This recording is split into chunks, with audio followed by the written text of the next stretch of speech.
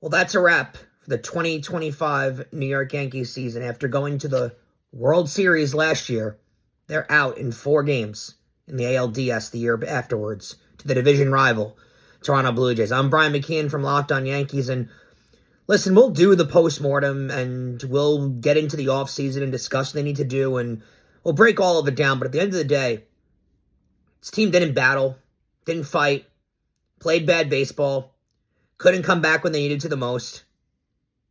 This wasn't a good baseball team this year. A really damn talented baseball team. Really high payroll baseball team. On paper, should have been a great baseball team. Wasn't able to win. It's going to be an upsetting offseason with a lot of questions going into it. We'll be discussing all of it, but for tonight, we're just going to probably be a little angry and serve as your guys' therapy session for a night, because we certainly all need it as baseball fans. Talk to you in a little bit, live on Locked On Yankees.